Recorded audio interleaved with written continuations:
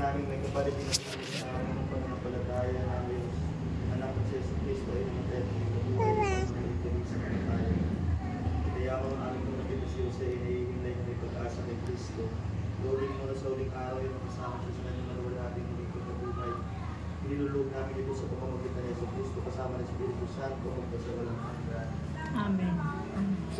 Basa mula sa sulat ng Apostol San Pablo sa mga taga-Roma.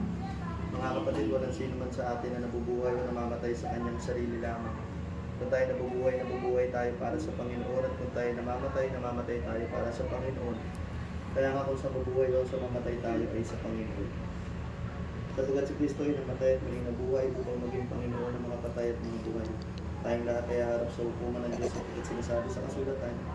Sa aking pagiging Diyos, sabi ng Panginoon, sinusumpa ko ang bawat isa iluluhod sa harapan ko at ang bawat dilay magpupuri sa Diyos. Kaya't lahat tayo ay magbibigay ng salit sa Diyos, ang salita ng Diyos. Salamat sa Diyos. Salamat sa Diyos. Huwag muna po kayo sa Diyos. Ako ba ay hindi kinamay sa inyo.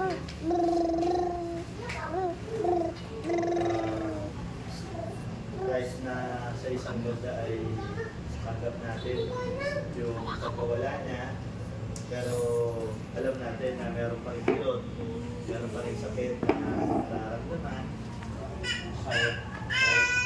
Kahit pinagbubayan natin sa Diyos, pero alam natin na masakit na din. Dahil iba kasi ang dinudulot ng kamatayan. Yun yung pinaka-pwedeng masakit na kamatayan. So namatayan ka parang namatay na rin ang tutok na tao. Pero yun nga, masakit lang kasi siyempre bilang tao, nakakaramdam tayo ng gano'n. Pero sa kabila ng sakit, ang pinakamaganda doon ay naniniwala tayo at naniniwala tayo na si Tatay Jose ay mapapasukin ng Diyos sa langit. Sa pamamagitan ng mga panalangin, mga panalangin natin, no? Naniniwala tayo sa kapag-awa ng Diyos na mapasukin siya ng Panginoon sa langit. Sa bagay ito naman yung pinangako sa atin ng Panginoon na maghahanda siya ng isang silid para sa atin. Napakarami yung silid. Pwede tayo lahat pumasok doon. Basta ang itinuturo sa atin, natuwa tayo ng mga mabubuting bagay. Kilalanin natin ang Diyos. Kaya sana sa naging buhay ni Tatay Jose, kung ganyan 89 years na mabubuhay dito, nakakilala niya ang Diyos, nakaili siya ng tawag, alam natin, no, na may mga pagkakamali ng tao, may nadadaba ang tao, dahil dala ng nature ng tao, no, sa pagkakasa. Pero sa kabila nito naman, sinikap na maging mabuting tao, sinikap na maging mabuting tatay, sinikap na maging mabuting kapatid, kapatid. Pero kung titingnan natin, pagka 89, parang sasabi, swerte, umabot na. Kaya yung life expansion din, bakit na maabot sa ganun ngayon? Dahil sa lifestyle, sa kinakain, iniinom. Pero siya, 89 years na nabuhay. Bonus na bonus. Pero pwede pa sana 100. Pwede pa nga lumagpas ng 100. Pero kung di pa ay kalooban na Diyos. Ang kamatayan naman ay walang pinal. May namamatay na bata, may namamatay na matanda. At ang kamatayan, wala nakakaalam kung sino o kung kailan darating sa buhay natin. Kasi kung meron man dito nakakaalam kung kailan mamamatay ka sa ito, ay napakagaling mo na. Kasi yun ngayon hindi pinaalam ng Diyos kung kailan mamamatay. Di ba? Sa mga doktor. Yung mga doktor magtatanong yan pero hindi naman saktong doon namamatay. Minsan lumahaba, minsan napapaaga. Bakit hindi pinaalam ng Diyos? Minsan hindi isip ko bakit. Kasi para, alam niyo yun, para araw-araw isipin natin pwedeng bukas hindi na ako magising. Hindi mo nakaawayin ng kapatid ko, hindi na ako gagawa ng masama. Di ba kapag ka mamamatay, gano'n? Yung dinadalaw na lahat. Di ba? Dumadalaw ang lahat. Pagka mamamatay na, pinapakain natin lahat ng kahit bawal, pinapakain na natin lahat. Di ba? Napakadami natin binibigay na lahat. Lahat. Nakapakabait na natin. Naghihingi na ng kapatawaran sa bawat isa. Diba? Eh kung iisipin mo mamamatay ka na bukas, ay hindi ko na aawayin ang mahal ko sa buhay. Baka pagbalik nito ay hindi ko na madatnan. O hindi niya na ako madatnan. Kung gano'n lagi ang iisipin natin, walang magiging purong yung away, yung gulo sa pamilya. Pagkaan lang ang buhay. Papaya, kung meron nang mangyayari sa atin, magiging handa tayong aalis. Hindi masakit sa kalooban natin. Kaya sana maging itong pagkawala ni Tatay Jose ay magpaalala din sa atin na kumikilusan niya sa buhay. Sana ipabayan natin sa Diyos. Alam mo, napakarami na yung pinagdaanan. Minsan nakakainis pa naman yung sorry ho, pero siyempre yung mga lolo at lola o mga magulang natin na medyo may edad na matitigas na ang ulo. Yun. Medyo lang naman. Pero may inis ka, pero sa bandang huli, talagang hindi mo matitiis din eh. Kasi yan ang dahilan kung bakit kinaanyaan. Di ba? Alam mo yun, ayaw nila maligo, pero dahil kasi nakatandaan, ayaw na nila. Tayo gusto natin na malinis at mabango sila. Pero sa kanila, mahirap yung gawin. Kaya, yung pagmamahal, mas napapakita natin sa mga ganung paraan hanggang saan natin kayang tiisin. No?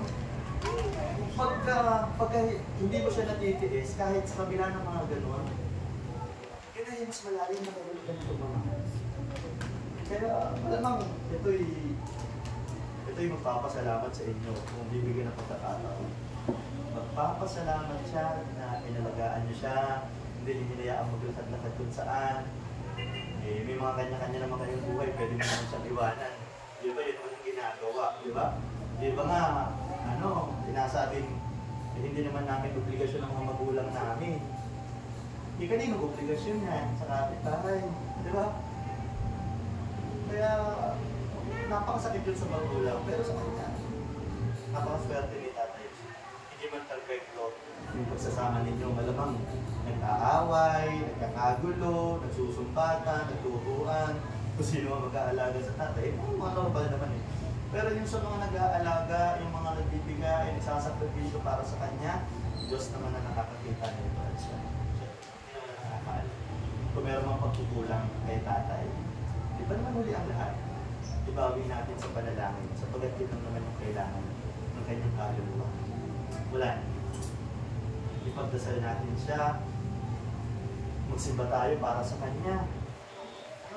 Sa mga ganitong paraan, makakasiguro tayong makakaakyat siya sa langit, papapasulit siya ng Diyos. Hingin natin yung kapatawaran ng kanyang mga kasalanan. Para lang makasigurado tayo na mapupunta siya sa langit. Alam kong ipinag-uubayan niya siya sa Diyos. Pero sa kabila ng pagpapaubayan natin sa Diyos, sikapin din natin magawa ng mabuti.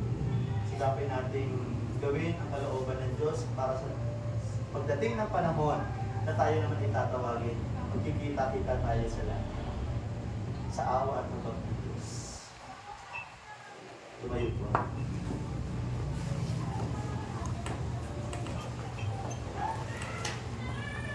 Maraming mapagdating mga ipagkaloob ko sa lahat ng ipagkali sa Kristo ng pagkabuhay sa Pilipinas. Kasama ng iyong anak ng Espiritu Santo at sa walang hanggan. Maraming sumasalangit ka sa Pilipinas. Sa amin ang bahayag mo. Pasala ng sila.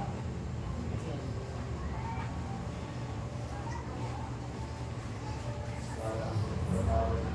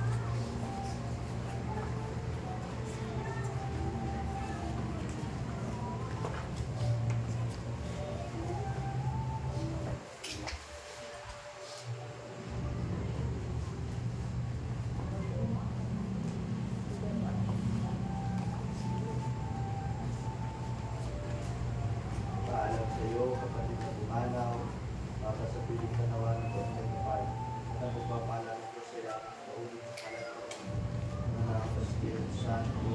Amen.